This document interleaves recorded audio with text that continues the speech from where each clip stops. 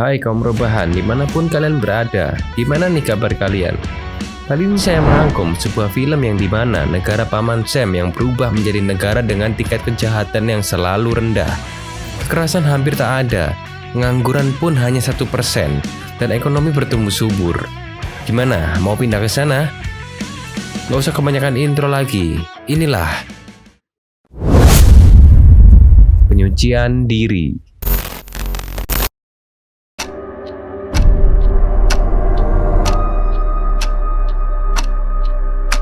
Tak akan ada kedamaian yang terjadi jika tak ada pengorbanan. Karena di balik kedamaian yang ada penyucian diri yang diadakan negara ini setahun sekali. Penyucian yang dimaksud yaitu, setiap warga dilegalkan untuk membunuh, menyalurkan setiap amarah dalam hati, dan kembali suci di hari berikutnya. Banyak warga miskin yang dianggap beban masyarakat dihabisi dalam penyucian ini. We all got our own opinions. That's what makes this country great. One, Mr. Sandin. You got it, sir. Came out on top.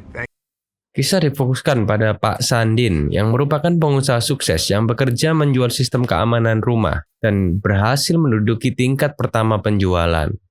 Bagaimana tidak, hampir semua tetangga, RT, RW, kelurahan, kecamatan membeli sistem keamanan rumah darinya. Penyucian diri akan dimulai jam 7 malam.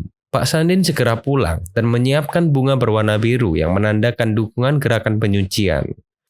Dan wanita cantik ini adalah Mary yang merupakan istri Pak Sandin.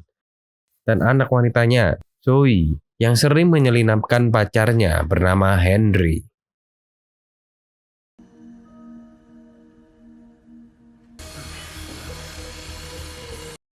Mary sempat bertemu dan mengobrol dengan Grace, tetangganya. Di sana mereka saling mengobrol dan rupanya para tetangga komplek tak ada yang ikut serta acara penyucian. Mary kembali masuk ke rumah untuk menyiapkan makan malam keluarganya. Dan ini Charlie, anak paling kecil di keluarga Sandin.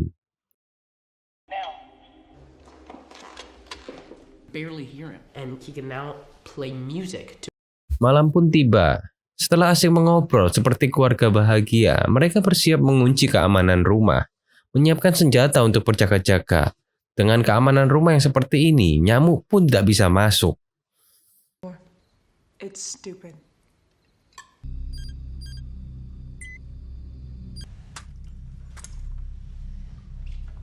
Penyucian resmi dibuka oleh pemerintahan, yang artinya selama 12 jam ke depan, setiap warga dilegalkan melakukan kejahatan dalam bentuk apapun, termasuk membunuh.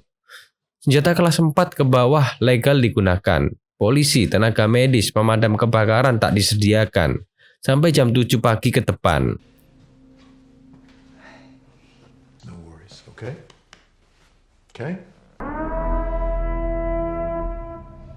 Awalnya keluarga Sandin berkumpul di ruang keluarga sambil mengawasi layar CCTV yang ada seperti tahun-tahun sebelumnya. Keluarga Sandin menghabiskan malam penyucian dengan mengurung diri di rumah. Tak lama Zoe pamit untuk masuk ke kamarnya, disusul dengan Charlie yang kembali ke kamarnya juga. Tiba-tiba Zoe dikagetkan dengan kehadiran Henry. Ternyata Henry diam-diam menyelinap masuk kamar Zoe saat mereka sedang makan malam. Setelah melepas hasrat terpendam dengan pacarnya, Henry berpamitan pada Zoe akan menemui ayahnya. Zoe sempat melarang karena takut ayahnya akan marah, tapi Henry memaksa untuk tetap menemui Pak Sandin. What? Why? Sementara Charlie di kamarnya sedang asik memainkan robot boneka Timmy CCTV buatannya. Dijalankan dengan remote control untuk mengawasi ruang demi ruang. Saat mengawasi layar CCTV, tiba-tiba di luar pagar rumahnya ada seseorang lelaki bersimbah darah yang sedang ketakutan. Karena polosnya, Charlie cepat-cepat membuka pintu keamanan rumahnya dan memasukkan orang asing ini. Dia adalah Dwayne. But I won't hurt you. Someone please help me. Come here. Kedua orang tuanya terkejut melihat ada orang asing di rumahnya. Pak Sandin menontonkan pistolnya untuk berjaga-jaga.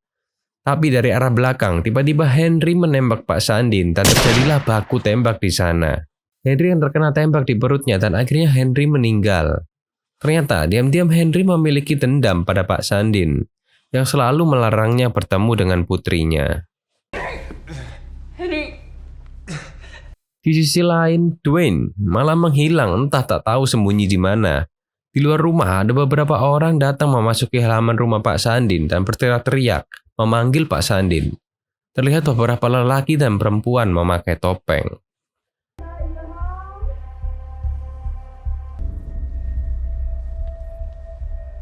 Ternyata orang-orang ini sedang mencari Dwayne, target untuk dikorbankan malam ini.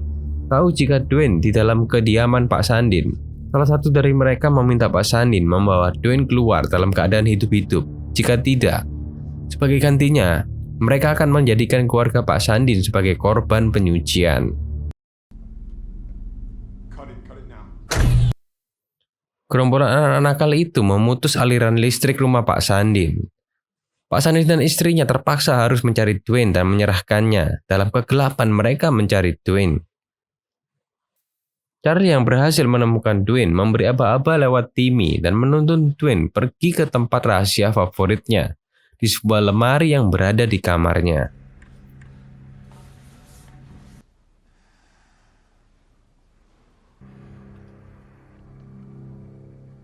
Di sisi lain, anak nakal ini memperingatkan Sandin sekali lagi bahwa mereka tidak main-main dan akan membawa alat berat ke rumah Pak Sandin jika tidak menyerahkan Dwayne.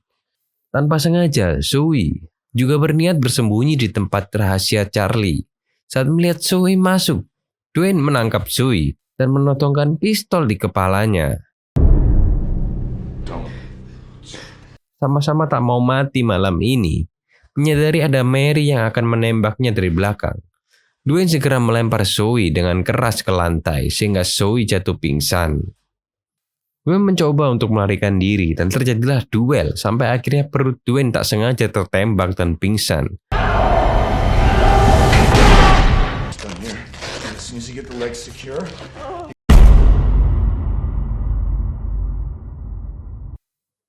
Sandin memanfaatkan kesempatan itu dan mengikat Dwayne.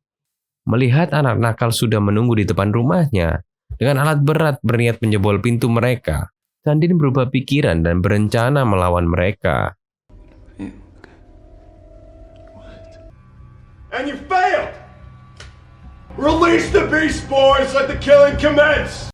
Singkat cerita, sebuah mobil besar berhasil merobohkan pintu keamanan rumah Sandin. Masuklah sekelompok anak badung ini menelusuri setiap lorong rumah dan mencari mereka semua. Charlie yang bersembunyi hampir tertangkap. Untungnya, Sandin berhasil menembak manusia bertopeng ini dan segera menyembunyikan Charlie.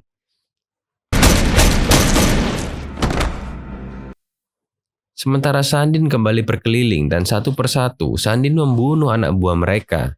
Tiba-tiba muncullah si gondrong, yaitu ketua geng manusia bertopeng menusuk perut Pak Sandin.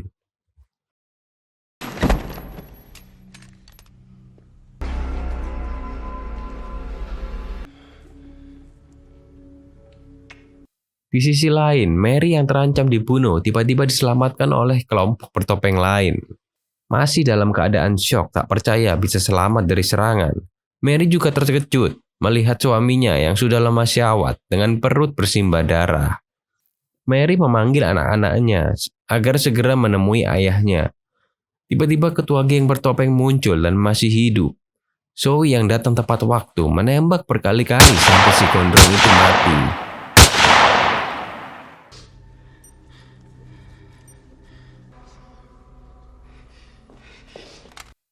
Orang yang sudah menyelamatkan mereka yang ternyata tak lain adalah tetangganya sendiri, yaitu Tuan dan Nyonya Halverson, Grace dan suaminya, dan Pak Charlie, pakai A bukan pakai O.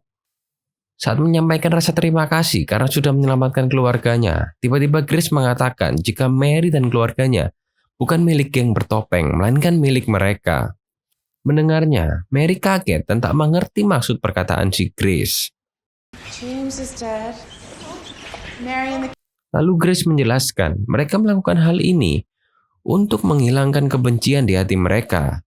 Usut punya usut, kebenciannya muncul karena dianggapnya keluarga Sandin mendapatkan banyak uang dari mereka yang membeli alat keamanan rumah.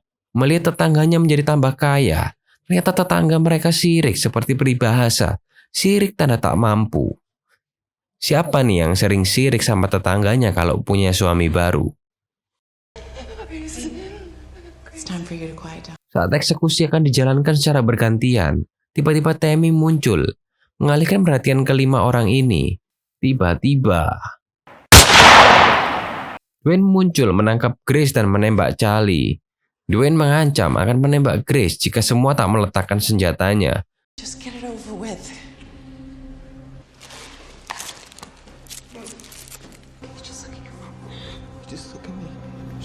Dengan terpaksa, mereka meletakkan senjata dan membebaskan Mary dan anak-anaknya. Karena merasa kalah, Kristen yang lainnya siap jika harus dibunuh. Tapi Mary tak mau melakukannya.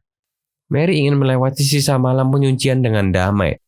Masih mencari-cari kesempatan, beberapa menit sebelum jam 7 pagi, Grace masih berusaha akan mengambil senjata ingin menembak Mary, tapi Dwayne dengan cepat mencegahnya. Dengan emosi, Mary memukulkan pistol ke kepala Grace dan membenturkan kepalanya ke meja dengan keras.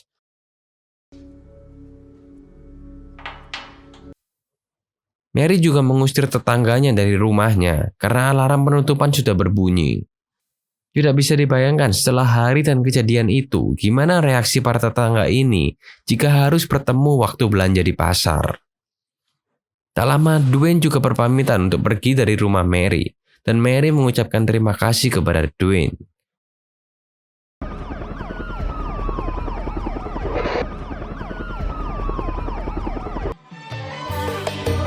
Dan tak ada